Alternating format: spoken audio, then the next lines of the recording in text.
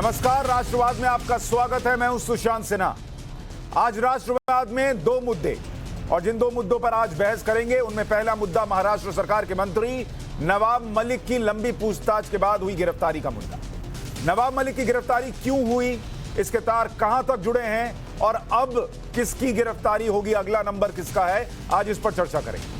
वही दूसरे मुद्दे में हम बात करेंगे यूपी की, जहां आज चौथे चरण का मतदान खत्म होने में घंटे भर का वक्त बचा है। आगे की लड़ाई अब पूर्वांचल की है और आज बात इस बात पर कि 200 से ज्यादा सीटों पर अगर मतदान हो चुका तो कौन बढ़त बना रहा है। लेकिन आज की पहली खबर, पहली डिबेट। आज सुबह ईडी नवाब मलिक के घर पहुंची और फिर नवाब मलिक को अपने साथ लेकर चली गई। ईडी दफ्तर में 8 घंटे की लंबी पूछताछ के बाद नवाब मलिक को गिरफ्तार कर लिया गया। नवाब मलिक पर डी कंपनी और अंडरवर्ल्ड से रिश्ते होने का आरोप है। ईडी की ऑर्डर कॉपी में साफ साफ लिखा है कि मनी लॉन्ड्रिंग केस में नवाब मलिक दोषी पाए गए। हालांकि गिरफ्तारी के वक्त नवाब मलिक ईडी दफ्तर से मुस्कुराते हुए निकले। नवाब मलिक के इन तस्वीरों को देखिए, ऐसे हाथ ऊपर कर रहे हैं, मुट्ठी भींच रहे हैं, चेहरे पर मुस्कान है, जैसे कोई आजादी की लड़ाई जीत कर आए हों, अंग्रेजों को बाहर छोड़कर आए हों या यूक्रेन और रूस के बीच कोई समझौता करा कर लौटे। दाऊद के भाई ने गवाही दी और उस पर इनको अरेस्ट किया गया और चेहरे पर जरा मुस्कान देख लीजिए। ये चेहरे पर मुस्कान है और मुट्ठी ऐसे तान रहे हैं जैसे कितना क्रांतिकारी कदम किया, उठा लिया हो। कह रहे हैं हम झुकेंगे नहीं, हम जीतेंगे। पहले नवाब मलिक को एक बार सुन लीजिए, फिर आगे की बात करता हूं। लेकिन डरेंगे नहीं, जीतेंगे और सबको लेकिन डरेंगे नहीं, जीतेंगे और सबको लेकिन डरेंगे नहीं, जीतेंगे और सबको लेकिन डरेंगे नहीं, जीतेंगे और सबको लेकिन डरेंगे नहीं, जीतेंगे और सबको लेकिन डरेंगे नहीं, जीतेंगे और सबको लेकिन डरेंगे नहीं,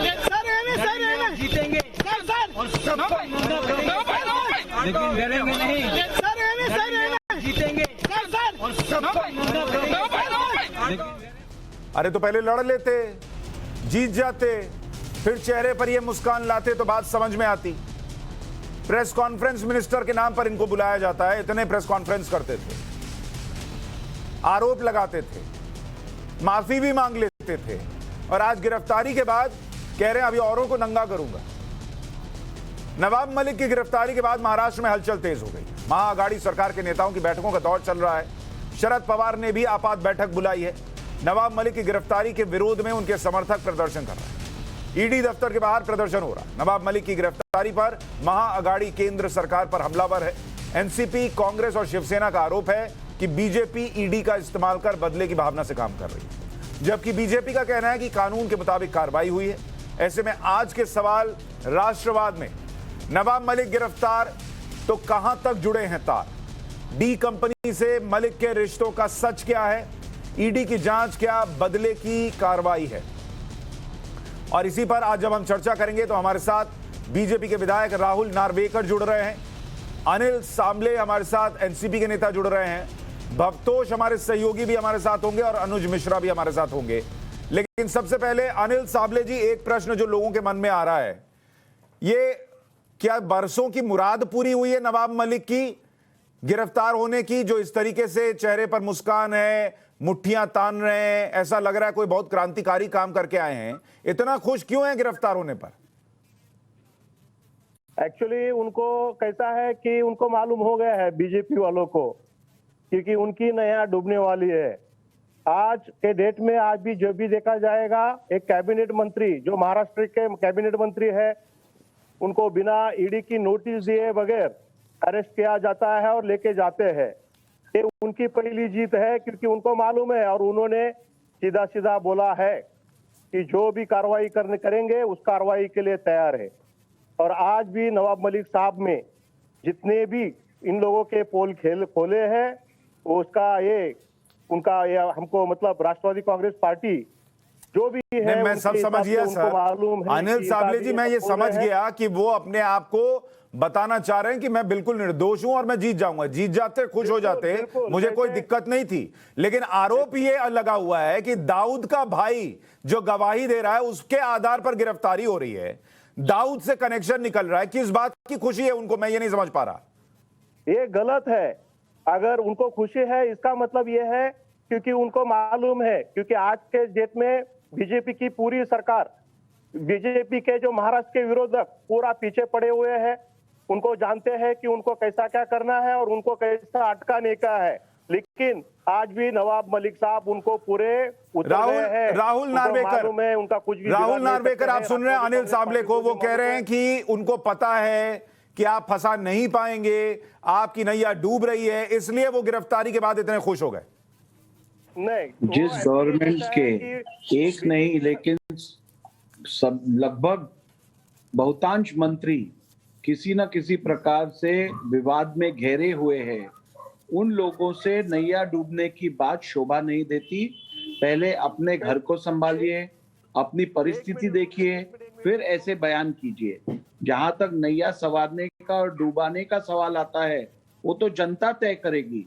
आज जनता ने हमको महाराष्ट्र में 106 सीटें दी है, आपको 54 सीटें दी है। इसका आप आकलन कीजिए। नहीं, राहुल नार्वेकर को ये कह रहे हैं और ये प्रश्न उठ भी रहा है कि पहले से ये कहा जा रहा था ना सर। ये बात तो शिवसेना की तरफ से संजय राउत कह रहे थे और एनसीपी की तरफ से नवाब मलिक कह रहे थे कि हम लोग सरकार पर हमलावर हैं तो हमारा अरेस्ट होना है, हमें हमारी गिरफ्तारी होनी है।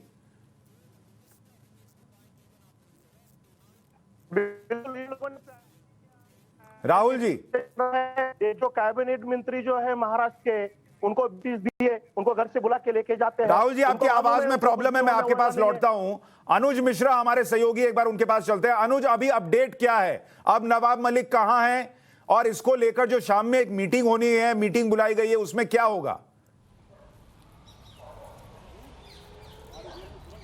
जी देखिए, फिलहाल जो है नवाब मलिक ने कोर्ट को बताया है कि उनको जो सम्मन दिया गया था उस पर जबरन साइन कराया गया है। हालांकि एएसजी अनिल सिंह जो कि ईडी की तरफ से प्रोड्यूस हुए हैं कोर्ट में, उनका साफ तौर पे ये कहना है, वो पूरी लिंक जो है इस पूरे मामले की वो बता रहे हैं कि किस तरीके से हसीना पारकर, जिनका निधन हो गया है, दाऊद की बहन थी, उनके पास तमाम संपत्तियां थी और उन संपत्तियों की जो देखरेख थी, जो उन संपत्तियों की अगर हम बात करें तो सलीम पटेल, जिसका नाम सामने आ रहा है, सलीम पटेल जो कि बॉडीगार्ड था, उसके पास पावर ऑफ अटॉर्नी थी। तो कुल मिला के जो एएसजी अनिल सिंह है वो कोर्ट में फिलहाल ये बता रहे हैं कि किस तरीके से इस्टेब्लिश हुआ है ये पूरा मामला और किस तरीके से नवाब मलिक को गिरफ्तार किया गया है। वहीं दूसरी तरफ अगर हम बात करें तो नवाब मलिक की तरफ से ये कहा गया है कि उनको जो सम्मन ईडी की तरफ से दिया गया उसमें जबरन साइन कराया गया। ईडी की टीम वहां पे पहुंची, ईडी की टीम ने क्वेश्चनिंग के लिए उन्हें नोटिस दिया था, क्वेश्चनिंग के लिए उन्हें बुलाया गया, उसके बाद उनसे पूछताछ की गई और उसके बाद उनका ये आरोप है कि उनकी बॉडी लैंग्वेज देखकर कोई जबरदस्ती होने का भाव तो आ नहीं रहा है। जितना खुश हैं वो, ऐसा लग रहा है जैसे अभी अभी वर्ल्ड कप ट्रॉफी भी जीत कर आए हों और हाथ में ट्रॉफी बस नहीं दिख रही। भवतोष हमारे सहयोगी हमारे साथ हैं। भवतोष, आप अगर ये मामला थोड़ा समझा सकें, क्योंकि ये इस देश की एक परंपरा है जो बन गई है बीते कुछ सालों में कि जैसे ही कोई कार्रवाई हो तो बदले की कार्रवाई है, मैं मासूम हूं, ये पॉलिटिकल वेंडेटा है, वगैरह वगैरह वगैरह। ये पूरा मामला क्या है और ईडी को ऐसा क्या मिला कि अरेस्ट कर लिया नवाब मलिक को? देखिए, पूरा मामला जो है ये करीब कहें तो करीब 15 साल पुराना मामला है। इसमें 2003 में एक लैंड डील थी, वो सॉलिडस इन्वेस्टमेंट जो कि एक शेल कंपनी थी, जिसके एक डायरेक्टर नवाब मलिक और उनके करीबी उनके बेटे भी हैं। वो एक लैंड डील कुर्ला के आसपास खरीदने की कोशिश कर रहे थे। शाह अली खान जो कि एक एक्यूज और कॉन्विक्ट हैं बॉम्बे सीरियल ब्लास्ट के, और सलीम पाटिल के साथ ये लैंड डील करने की कोशिश कर रहे थे, जो कि 2007 के आसपास सक्सेसफुल हुए थे। करीब 20 से 30 लाख रुपए में इन्होंने ये लैंड डील सक्सेसफुली इन्होंने खरीद ली थी। इसकी रियल वैल्यू करीब 3 से 4 करोड़ के आसपास थी। और ये लैंड डील जो थी ये पूरी की पूरी दाऊद की जमीन थी, ये कहा जा रहा है। और ये इस्टेब्लिश भी कर लिया ईडी ने कि ये लैंड डील जो थी ये दाऊद के लोगों की और उनके गुर्गों की जमीन थी, जो उन्होंने इलीगली कब्जा किया था इस लैंड को। उसके बाद नवाब मलिक ने ये लैंड डील अपनी एक शेल कंपनी के थ्रू खरीदी थी। यही ये पूरा का पूरा मामला है। ईडी ये कह रहा है कि जो इन्होंने ये जो जमीन खरीदी थी ये एक शेल कंपनी के थ्रू खरीदी थी, और उनका खरीदना जो था ये पूरा का पूरा दाऊद के लोगों से खरीदी थी।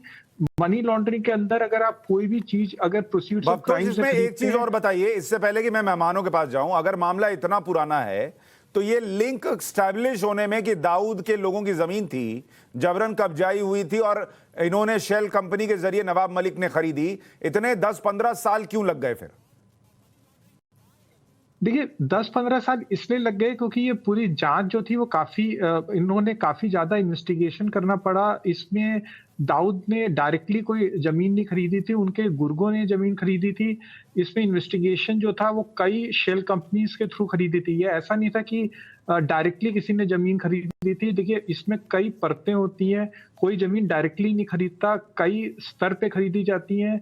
एक शेल कंपनी खरीदती है, उसके थ्रू खरीदी जाती है। ठीक है, इसीलिए देखिए ठीक है। अनिल सांबले एनसीपी के नेता हमारे साथ हैं। अनिल जी, भवतोष साफ बता रहे हैं, मामला बड़ा अभी शुरुआती तौर पर देखिए तो स्पष्ट है कि भाई जमीन दाऊद के गुर्गों ने खरीदी, इन्होंने शेल कंपनी बनाई और उसके बाद उसकी खरीद की, और इस मामले को स्टैब्लिश करने में इतना वक्त लगा। और ईडी ने ऐसे ही गिरफ्तार नहीं किया होगा, उनको भी पता है कि नवाब मलिक को अरेस्ट करने का क्या मतलब है। देखिए आप जो बता रहे हैं वो भी सही हो सकता है या गलत भी हो सकता है। इसका कारण ये है क्योंकि ईडी ने कोई नोटिस दी नहीं है, क्योंकि उनको ऐसा हिसाब से हम लोग आपको गिरफ्तार करें बिना नोटिस पे कैबिनेट मिनिस्टर को उठाना, ये बात गलत है। दूसरी बात, महाराष्ट्र के वो कैबिनेट मिनिस्टर है और राष्ट्रवादी कांग्रेस पार्टी के एकदम पहले फली के नेता है। तो इन्होंने जो भी बताया है कि अभी इनको जो दाऊद इब्राहिम का जो ये सब जोड़ा जा रहा है संबंध वगैरह, वो गलत भी हो सकता है। आपने देखा गलत भी हो सकता है, आप कह रहे हैं गलत है, ये कंफर्म नहीं है। हो सकता है गलत हो सकता है सही भी निकल आए। वो एक्चुअली कोर्ट ही करेगा, क्योंकि उन्होंने जब भी अंदर गए और बाहर आने के बाद में जो खुद से उन्होंने सर कोर्ट क्या बताएगा? अनिल जी आप मुझसे पूछिए, आप मेरे पे आरोप लगाइए सुशांत सिन्हा के दाऊद से कनेक्शन है, मैं बोल दूंगा बिना कोर्ट गए हुए कि कोई साबित नहीं कर सकता इस दुनिया में कि मेरा दाऊद से कनेक्शन है। ये कॉन्फिडेंस है मेरे अंदर, आपके अंदर कॉन्फिडेंस ही नहीं है कि कह सके नवाब मलिक का नहीं है दाऊद से कनेक्शन। नहीं, बिल्कुल नहीं है, बिल्कुल नहीं है। इसके लिए तो उन्होंने वो बाहर आके उन्होंने सीधा सीधा हाथ दिखा के बताया कि हम लोग एकदम ये है करके, और ये जानबूझ के जो महाराष्ट्र में चल रहा है वो ईडी के खिलाफ चल रहा है, तो इसके हिसाब से इन लोगों का राहुल जी इनका कहना है भाई साफ है सब मामला, कोई कनेक्शन दाऊद से नहीं है। आप लोग परेशान हो गए जो प्रेस कॉन्फ्रेंस कर रहे थे नवाब मलिक एक के बाद एक उससे, और यही बात शरद पवार भी कह रहे हैं कि उनको पता था ये तो होना ही है, ये आप लोग करेंगे ईडी का इस्तेमाल। राहुल नार्वेकर, देखिए जिस प्रकार के संगीन आरोप नवाब मलिक पर लगे हैं, अगर ऐसे आरोपों की जांच ना की जाए तो किस प्रकार के आरोपों की जांच आप करेंगे?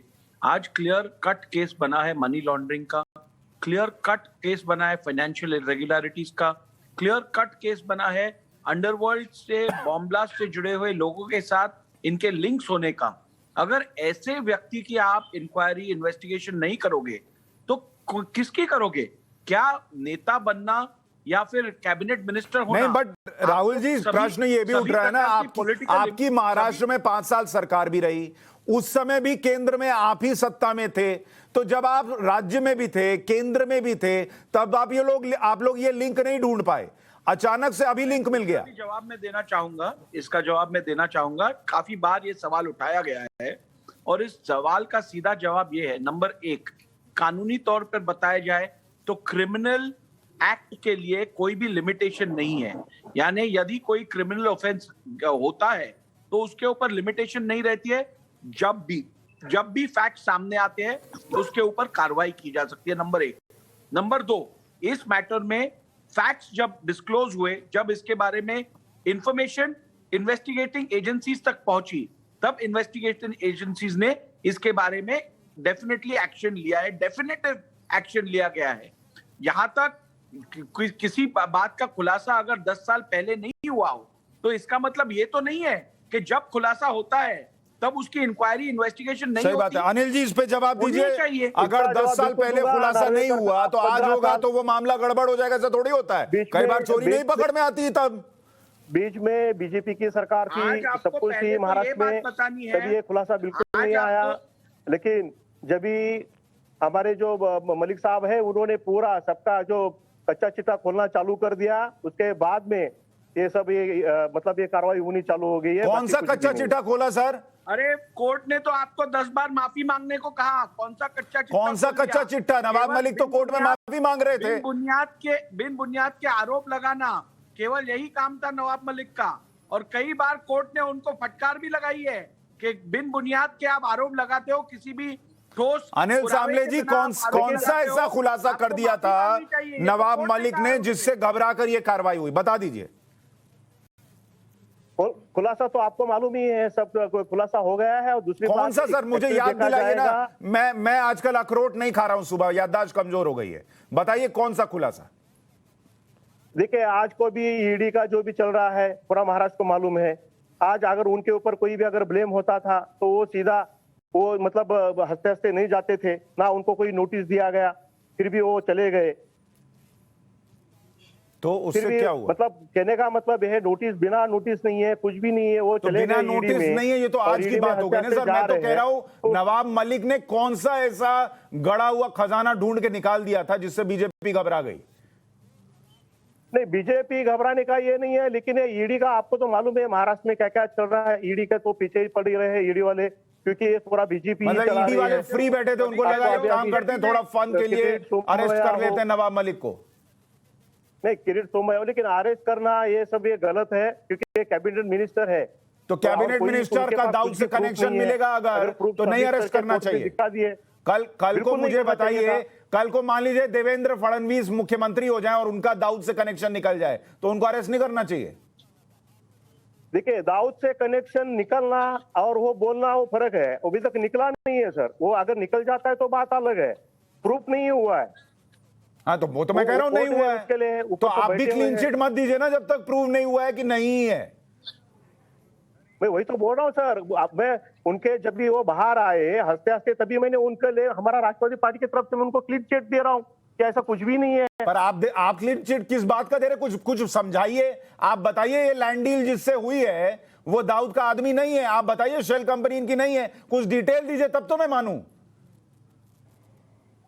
अभी डिटेल्स का तो अभी ऐसा है कि सर आपको भी मालूम है कि अंदर क्या है। अच्छा बाहर अनिल क्या है, भाई सब एक बात जानते बताइए, हैं। अनिल भाई ईडी ने आपको क्यों नहीं उठाया? ईडी ने आपको क्यों नहीं उठाया? देखिए ईडी ने उठाने का वो बात है कि एक बात बताए सर, क्योंकि एक्चुअली उनको जो है कोई भी नोटिस दिया गया नहीं। अच्छा बिना अनुज जरा नोटिस हमारे के साथ है। उनको अनुज जरा बताया गया और बताइए लिखे गए। ये भाई देखिए नोटिस ना देना अलग मसला है, लेकिन कनेक्शन है या नहीं ये अलग मसला है। अनुज जरा समझाइए। एक मिनट आ रहा हूं राहुल भाई, आ रहा हूं आपके पास। अनुज क्या नोटिस नहीं दिया गया इसकी कहानी क्या है जरा समझाइए।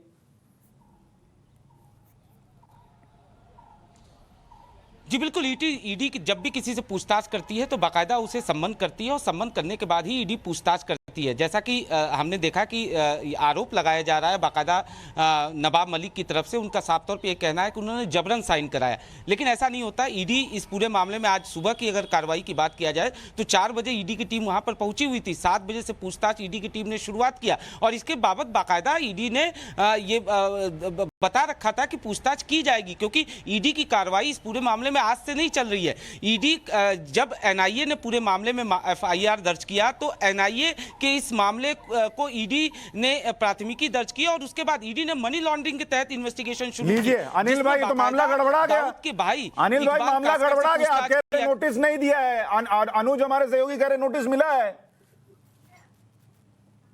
नहीं, एक्चुअली वो देखा जाएगा तो हमारा मतलब अभी मैंने एक बात सुनी तो मतलब उनसे कि नोटिस गया, बिना नोटिस के उनको मतलब ये क्या हुआ था। और ईडी का ये खाली पुकट में उन लोगों का मतलब ये सब पूरा ऊपर वाले की चाल है।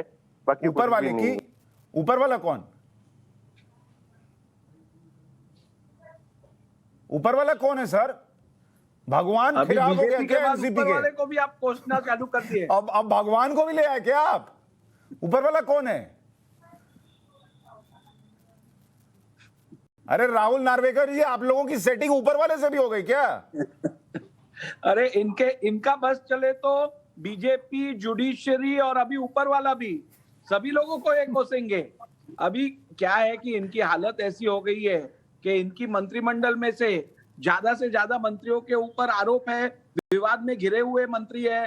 तो आज दूसरे को कोसने के अलावा इनके नार्वेकर पास साहब कोई अभी तक कोई पर्याय ही प्रूफ नहीं रहा हुआ है। कोई भी अभी तक प्रूफ नहीं हुआ है। अरेस्ट करके उनको हाँ छोड़ना राहुल भाई, होगा, लेकिन मतलब ये तो proof नहीं हुआ है। उसके लिए राहुल कोर्ट जी, है। अभी ईडी ने अरेस्ट किया है, हो सकता है एक बात साबित ना हो। बताइए, आप लोग तो ऐसे बोल रहे हैं जैसे दाऊद के घर में बिरयानी खाते मिल रहे हो नवाब मलिक। नहीं राहुल जी, हो सकता है ना साबित हो पाए। अभी तो आप लोग ऐसे बोल रहे हैं जैसे दाऊद के घर में बिरयानी खाते पकड़ लिया हो। बिल्कुल, मैं आपसे 3 सीधे सवाल करूंगा, आप 3 सीधे सवालों का उत्तर दीजिए मुझे। नंबर 1, ये जो property Nawab Malik and company ने खरीदी, उसकी जब खरीद हुई तब उसकी वैल्यूएशन क्या थी और क्या कीमत पे उसको खरीदा गया? उसकी कीमत 4 करोड़ से ज्यादा थी और उसको खरीदा गया था कुछ 25-30 लाख रुपए में। एक। नंबर 2, इसमें फाइनेंशियल इरेगुलरिटीज दिखाई देती है कि नहीं? नंबर 3, जिनसे उन्होंने ये प्रॉपर्टी खरीदी वो लोग मुंबई बॉम्ब ब्लास्ट से संबंधित थे या नहीं थे? और यदि इन सवालों का जवाब हाँ है तो फिर इन्वेस्टिगेशन होना मुनासिब है कि नहीं? ये मेरा चौथा प्रश्न है। ठीक है, अब अनिल जी को जवाब देने दीजिए। अनिल जी, पहला सवाल यह है कि 4 करोड़ की संपत्ति 25-30 लाख में खरीदी कि नहीं खरीदी, हाँ या ना?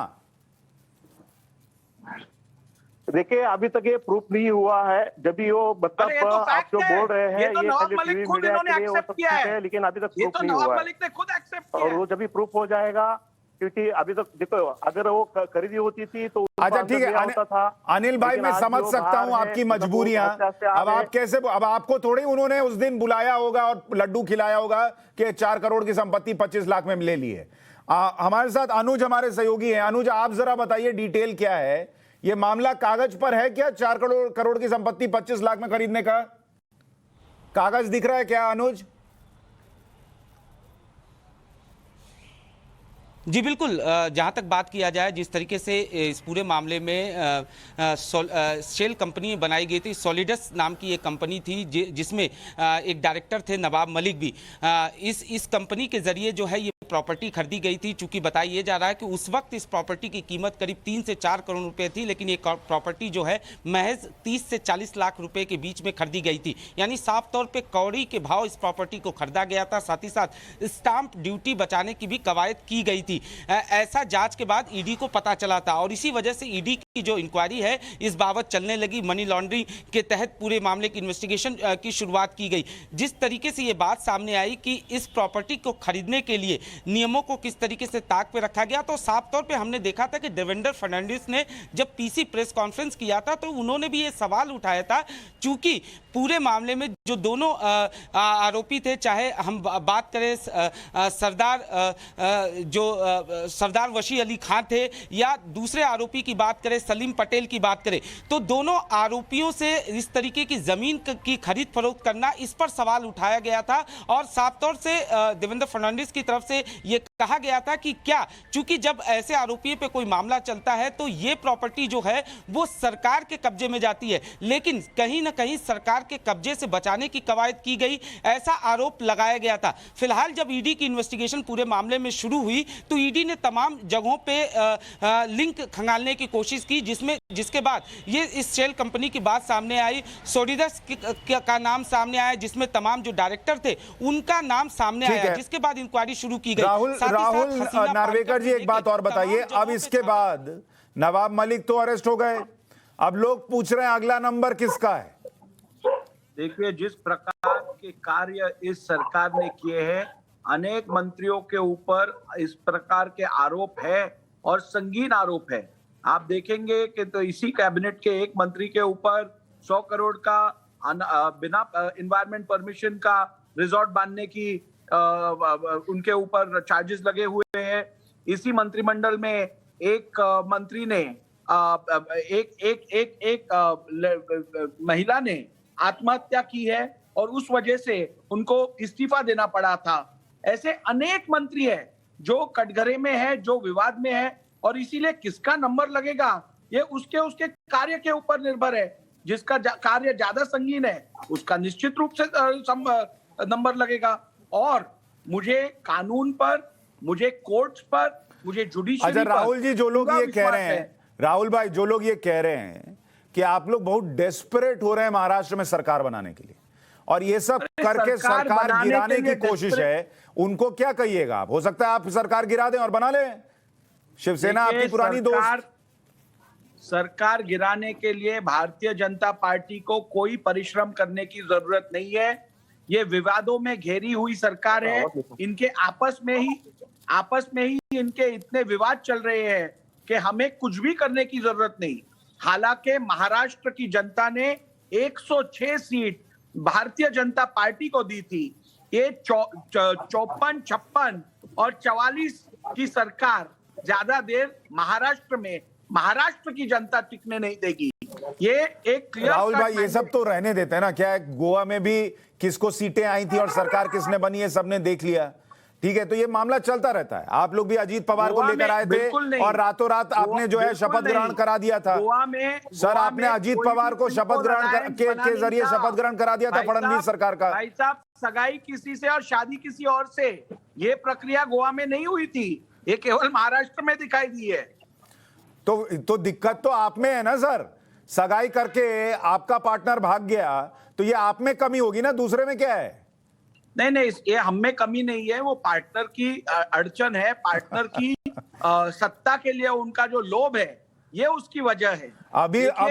अभी फिर दोस्ती हो जाएगी तो ये सब बातें याद दिलाई जाएंगी। सोचिए, ये लोभी आदमी के साथ आपने काम किया है ना पहले, अगर जिसको आप लोभी बता रहे हैं। दोस्ती था ना भाई। किया है ना, तो गलतियों से तो आदमी सीखता है। कुछ नहीं सीखा सर। अभी कुछ दिन बाद सरकार गिर जाएगी, वही दोस्त फिर दोस्त बन जाएगा। नहीं, सरकार गिरेगी नहीं गिरेगी ये तो मैं नहीं जानता, लेकिन महाराष्ट्र की जनता इस सरकार से बेहद नाराज है। अनिल भाई, जरा बताइए, सरकार बचेगी आपकी कि नहीं बचेगी? इसके बारे में कोई दो राय नहीं। मैं तो बोलता हूँ सर, पूरा 5 साल आपकी सरकार चलेगी, भले कितने भी ये सरकार गिराने के चक्कर में आपको तो मालूम है, पूरा ईडी हो या कोई भी, ये पूरा सब केंद्र सरकार के अंडर में है, वो सब उधर से ही सूत्र हिलता है। अच्छा, लेकिन अनिल भाई देखिए, ये बड़ी आसान सी बात होती है कि कोई कार्रवाई हो और आप कह दें कि राजनीतिक द्वेष की भावना से हुई है। अनिल भाई, लोग भी तो सोचेंगे ना कि अगर सरकारी गिरानी होती, सर सवाल सुन लीजिए, अगर सरकारी गिरानी है या राजनीतिक द्वेष ही है तो भाई अगर सरकार गिरानी है तो किसी और को उठा लेते, किसी और पे कार्रवाई कर देते, प्रफुल्ल पटेल पे कार्रवाई कर देते, वो भी अगर उनको भी कुछ करते शरद पवार को उतना ही दुख होता। अनिल देशमुख भाई गए, कार्रवाई हुई, तो कार्रवाई को कार्रवाई रहने दीजिए। लेकिन सर ये भी देख लीजिए कि बीजेपी के सरकार में वे बीजेपी के जो नेता थे, पदाधिकारी थे, जो मिनिस्टर थे, उनके ऊपर भी ये सब ऑब्लिगेशन लगे हैं, वो भी भ्रष्ट है, उनके ऊपर भी लगे हुए हैं। तो आप उठा लीजिए उनको, नहीं आ रहा है। आपकी सरकार है राज्य में, सबको उठा लीजिए, अरेस्ट कर लीजिए। ईडी के पास ही अरेस्ट करने का अधिकार थोड़ा ही है, आप सबको उठा लीजिए। लेकिन पूरा ईडी हो या कुछ भी हो, सब वो केंद्र सरकार के अंडर में है, उनका। अरे भाई, मैं तो कह रहा हूँ आप अरे राज्य में आपकी सरकार है ना सर, आप बीजेपी के भ्रष्ट नेताओं को उठा लीजिए जो आप कह रहे हैं कि भ्रष्ट है, उठा लीजिए।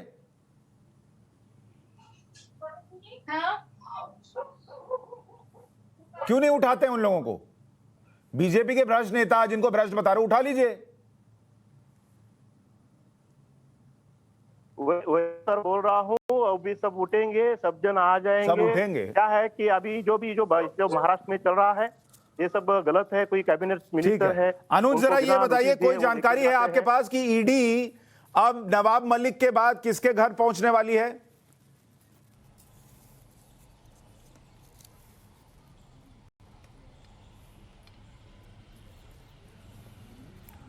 अनुज, ईडी अब किसके घर जाने वाली है नवाब मलिक के बाद, कोई जानकारी है क्या?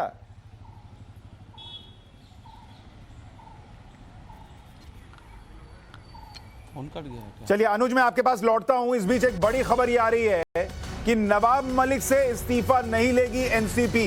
ये सूत्र जानकारी दे रहे हैं नवाब मलिक के खिलाफ राजनीतिक साजिश हुई है, एनसीपी ये कह रही है। यानी अब शरद पवार और उनकी पूरी पार्टी नवाब मलिक के साथ खड़ी हो गई है। उनका कहना नवाब मलिक के इस्तीफे का प्रश्न ही नहीं उठता, ये राजनीतिक साजिश है, इसलिए उनसे इस्तीफा मांगा नहीं जाएगा। ये सूत्र जानकारी दे रहे हैं हमें। यानी कहीं से भी नवाब मलिक की इस गिरफ्तारी के बाद शरद पवार या उनकी पार्टी या महाअगाड़ी सरकार जो है वो कमजोर पड़ रही हो या किसी दबाव में हो, ये ऐसा नहीं है, ये दिखाने की कोशिश है। राहुल जी, कोई इस्तीफा नहीं होगा नवाब मलिक का, एनसीपी कह रही है, या एनसीपी ऐसा करेगी, हमारे सूत्र कह रहे हैं। नहीं, यदि एनसीपी नवाब मलिक जी का इस्तीफा मांगती तो मुझे बहुत ही हैरानी होती कि इतना बड़ा सुधार एनसीपी में कैसे हुआ। लेकिन ये अपेक्षित ही है।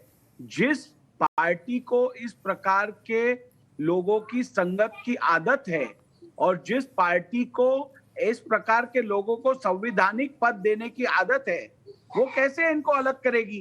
तो ये तो अपेक्षित ही था, इस पे मुझे कोई हैरानी नहीं होती है। लेकिन बात इतनी है कि ऐसे लोगों को जिन पर ऐसे गंभीर आरोप लगे हैं और जिनको इन्वेस्टिगेटिंग एजेंसी ने अरेस्ट किया है, ऐसे लोगों को आप संवैधानिक पद पर रहने को देते हो, यानी आप इस संविधान का अपमान कर रहे हो, आप इस संवैधानिक प्रोविजंस का अपमान कर रहे हो, जो डेमोक्रेसी के लिए और लोकतंत्र पर विश्वास रखने वाले लोगों के विश्वास के लिए बहुत ही घातक और बहुत ही अनुचित ऐसी परिस्थिति आपने बनाई है।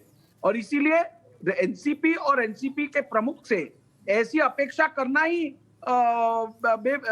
बेवजह है। आई मीन कोई अपेक्षा करने का कोई मतलब ही नहीं होता है। तो ये जो पूरी कार्रवाई हुई, अब इसमें एक व्यक्ति अरेस्ट हो गया सर, कम से कम उसको अपने पद से इस्तीफा तो देना चाहिए, फिर पाक साफ निकल आए तो फिर वो कार्रवाई, वो जो पद है उनको मिल जाए। अनिल जी, और जहां तक नवाब मलिक का सवाल आता है, इनका आप चेकर्ड बैकग्राउंड देखिए। ये पहली बार उन पर इस्तीफा देने की नौबत नहीं आई है। इसके पहले भी जब वो कैबिनेट मंत्री रहे थे, तब भी उनको करप्शन के चार्जेस के ऊपर स्वयं शरद पवार जी ने उनको इस्तीफा देने लगाया था। अनिल जी, मैं ये पूछ रहा हूं, क्या ये कायदा नहीं होना चाहिए कि अगर आपको ईडी अरेस्ट कर रहा है, इतने गंभीर आरोप हैं, आप इस्तीफा दे दीजिए और फिर उसके बाद पाक साफ होकर निकलिए और मंत्री बन जाइए? क्या दिक्कत है इसमें? सिन्हा साहब, एक्चुअली कैसा है कि मराठी में कहावत है, कर नहीं तो डर कशाला। महाराष्ट्र में अगर उन्होंने कुछ किया ही नहीं है तो उनको क्यों हम लोग बोलेंगे? और वो आज भी हमारे नेता है, क्यों इस्तीफा देंगे? क्योंकि आज भी सभी जनता जानती है, ये पब्लिक जानती है अंदर क्या है बाहर क्या है। और ये ईडी का खेल जो नाच नचा रहे हैं बीजेपी वाले हो, आपको भी पूरी तरह से आइडिया है। अभी ये सब आप हमारे से ज्यादा आप जानते हैं। बाकी कुछ नहीं है, खाली ये महाविकास आघाड़ी तोड़ने का। मैं लास्ट में इतना ही बताऊंगा, ये महाराष्ट्र में महाविकास आघाड़ी तोड़ने का इन लोगों का कटकारस्थान है, बाकी कुछ नहीं है। चलिए, इस पर भी चर्चा होगी। आप बार बार ये कहेंगे कि हमको फंसा दिया गया, गड़बड़ हुई, ऐसा है नहीं। बीजेपी आरोप ये लगाएगी कि भाई ईडी ने कार्रवाई की है तो इस कार्रवाई को गंभीरता से लेना चाहिए, और वो ये बताने की कोशिश करेंगे कि नवाब मलिक का अरेस्ट हो जाना ही ये साबित कर देता है कि भाई हो सकता है अब सब कुछ साबित हो गया। लेकिन नवाब मलिक और शरद पवार इस बात पर अड़े हैं कि वो पाक साफ है। दोनों ही अपनी बात रख रहे हैं। शरद पवार के घर पर एक मीटिंग होनी है, अर्जेंट मीटिंग बुलाई गई है, और पहले अनिल देशमुख और उसके बाद अब नवाब मलिक, दोनों अलग अलग मामलों में अरेस्ट हुए। शरद पवार के लिए झटके से कम नहीं। शरद पवार महाराष्ट्र की राजनीति में एक बड़े नेता हैं, और अगर बार बार उनको चोट लग रही है, राजनीतिक चोट, तो इस बार शरद पवार जो है वो ऐसा माना जा रहा है कि कुछ ना कुछ पलटकर जवाबी चर्चा कहिए, जवाबी राजनीतिक हमला कहिए, वो जरूर करेंगे। इसलिए महाराष्ट्र की इस खबर पर नजर हमारी रहेगी कि नवाब मलिक के बाद अब ईडी किसके घर पहुंचेगी, ये जांच कहां कहां जाएगी, शरद पवार तक भी पहुंचेगी क्या, इस पर हम लगातार चर्चा करेंगे। लेकिन अब राष्ट्रवाद में डिबेट नंबर 2, और अब बात करते हैं यूपी के चौथे चरण के चुनाव की। आधे घंटे का करीब मतदान बचा हुआ है और चौथे चरण के मतदान के बीच आज बाराबंकी में पीएम मोदी ने विपक्ष पर हमला बोला। पीएम मोदी ने परिवारवाद पर जवाब दिया, साथ ही विपक्ष पर लोगों को भ्रमित करने का आरोप लगाया। पहले पीएम नरेंद्र मोदी को सुनिए, फिर आगे चर्चा करेंगे कि चौथे चरण के बाद भी उत्तर प्रदेश के अंदर कौन आगे निकलता दिख रहा है और क्यों।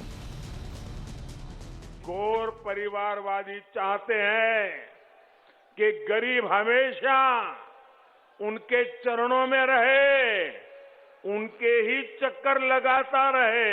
आज यूपी का गरीब भाजपा के साथ डटकर खड़ा है।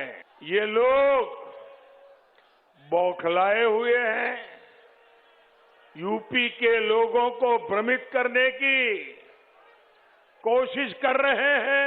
2017 से पहले के 1.5 दशकों में आपने देखा है कि इन लोगों ने बारी बारी से सत्ता भोग किया, लेकिन विकास को भी जाति और पंथ के दायरे में समेट दिया।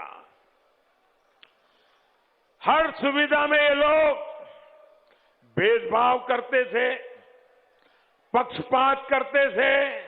पहले बसपा और फिर सपा ने तो विकास की इस आकांक्षा को ही सीमित कर दिया था। इन्होंने तो आपको छोटी छोटी जरूरतों के लिए तरसा दिया था। तो 4 चरण का मतदान लगभग पूरा हो गया है। हमारे साथ बीजेपी की प्रवक्ता चारू प्रज्ञा जुड़ गई हैं और समाजवादी पार्टी से अरशद अबीद हमारे साथ हैं। चारू प्रज्ञा, अखिलेश यादव का दावा है 200 से ज्यादा सीटों पर वोटिंग हो चुकी है और उनका डबल सेंचुरी उनकी पूरी हो चुकी है।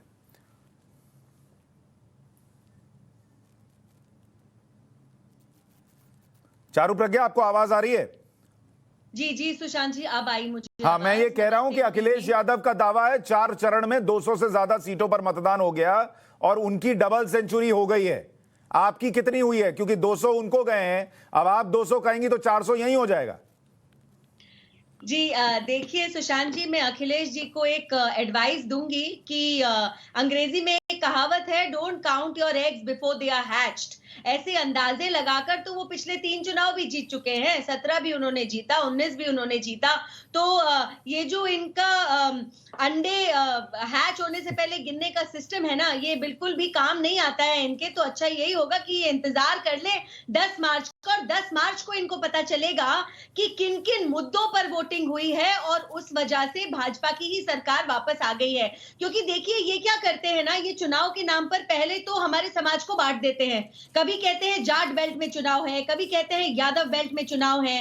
तो जब तक आप हमारे लोगों को जाति के भेदभाव में, धर्म के भेदभाव में बांटते जाओगे, भारत में तो अब आप अरशद भाई, जिस तेजी से अखिलेश यादव अपनी सीटें गिना रहे हैं, चुनाव खत्म होते होते तक मुझे लग रहा है वो 410 सीट पर दावा न ठोक दें। 500 ना हो जाए सुशांत जी, 500 भी हो सकती हैं। देखिए सुशांत जी, समाजवादी पार्टी 4 बार उत्तर प्रदेश में सरकार बना चुकी है और समाजवादी पार्टी 5वीं बार उत्तर प्रदेश में सरकार बनाने जा रही है। भाजपा ने उत्तर प्रदेश को विनाश प्रदेश बनाकर रख दिया है। भाजपा की सरकार में नौजवान जब उत्तर प्रदेश में रोजगार मांगते हैं तो उनकी रीढ़ की हड्डी तोड़ दी जाती है, हाथ पैर तोड़ दिए जाते हैं। जब आशाएं और माताएं और रसोईया जो होती है जब उत्तर प्रदेश में अपनी मांगों के लिए आती हैं तो उनकी साड़ियां तक खींच ली जाती हैं, उनका बड़ा अपमान होता है, उनकी सब लाठीचार्ज जबरदस्त तरीके से होता है। जब नौजवान एग्जाम करने की तैयारी करता है, जब जाता है एग्जाम दे, तो यूपी टेट का क्या असर होता है, पेपर लीक हो जाता है। उसके बावजूद जब ये आप देखिए कितना घिनौना एक उदाहरण आपको मिलेगा कि 69,000 टीचर्स की भर्ती उत्तर प्रदेश सरकार में निकलती है और उस सरकार में ये घिनौना काम करते हुए दलितों, पिछड़ों, शोषितों, उपेक्षितों, मजलूमों कुचलते हुए 69,000 की भर्ती में भी ये कितना बड़ा घोटाला करते हैं जो पूरे प्रदेश की जनता देखती है। जब वो उपेक्षित नौजवान चारू प्रज्ञा वो गिना रहे हैं कि कैसे 200 सीट पार हुई है, कह रहे हैं आपने कुछ किया ही नहीं, न रोजगार दिया, न टीचर्स को भर्ती किया, महिलाओं को सुरक्षा नहीं दी, इसलिए आप पीछे हैं। चारू प्रज्ञा जी सुशांत जी, देखिए सपा के जितने भी प्रवक्ता होते हैं, मुझे लगता है 5 साल से वो शायद सो रहे हैं और वो आज उत्तर प्रदेश को उसी नजरिए से देख रहे हैं जैसा वो 5 साल पहले था। जमीनी हकीकत ये है कि जनता भी बदल चुकी है और उत्तर प्रदेश की स्थिति भी बदल चुकी है। एक बीमारू राज्य को एक विकसित राज्य बनाने का काम हमारी पार्टी भारतीय जनता पार्टी ने किया है। महिला सुरक्षा की बात हो, कानून व्यवस्था की बात हो, चाहे नौकरियां तक देने की बात हो, जो आपका सबसे बड़ा मुद्दा है ना, मैं उस पर भी आपको जवाब दे सकती हूँ। चाहे एनसीआरबी के डेटे की बात हो, चाहे कनेक्टिविटी की बात हो, चाहे बिजली पानी की बात हो, चाहे घर देने की बात हो, हर एक मुद्दे के ऊपर हमारी पार्टी ने बहुत अच्छा काम करके दिखाया और इसीलिए पिछले 3 चुनाव से हम लगातार जीतते आ रहे हैं। क्योंकि देखिए, इनके सारे समीकरण फिट बिठाने के बाद भी, इनके सारे 1+1=2 के गणित करने के बाद भी सरकार भारतीय जनता पार्टी की बनती है, मोदी जी के नेतृत्व में बढ़ती है, क्योंकि हमारा जो प्लान है ऑफ डेवलपमेंट ऑफ विकास वो ही बोलता है। देखिए, मैं आप दोनों से ये जो आपका ये वक्त आपका है, आप 403 पे दावा ठोके, वो 403 पे ठोके, आप 200 के पार हैं ये कहें वो कहें, ये जो आपकी फीलिंग है अभी कहने की, वो उसको कम नहीं करना चाहता। आप दोनों दावा कीजिए, जनता तय कर रही है कि क्या हो रहा है। लेकिन अच्छी बात यह है कि जनता भी मुखरता के साथ बाहर आ रही है और वोट कर रही है। आप दोनों का बहुत शुक्रिया आज चर्चा में जुड़ने के लिए। राष्ट्रवाद में एक छोटा सा ब्रेक लूं, उससे पहले बड़ी खबर आपको बता दूं, महाराष्ट्र के सीनियर मंत्री नवाब मलिक को ईडी ने गिरफ्तार किया। लेकिन सवाल ये कि सबूत ऐसा क्या मिल गया भाई कि ईडी ने सीधा अरेस्ट कर लिया? अनिल देशमुख और मलिक के बाद अब किसका नंबर है? क्या शरद पवार तक भी पहुंचेंगे तार? आम लोगों के सवाल और सभी पक्षों से बात आज रात 8 बजे टाइम्स नाउ नवभारत के editor in chief Navika Kumar के साथ।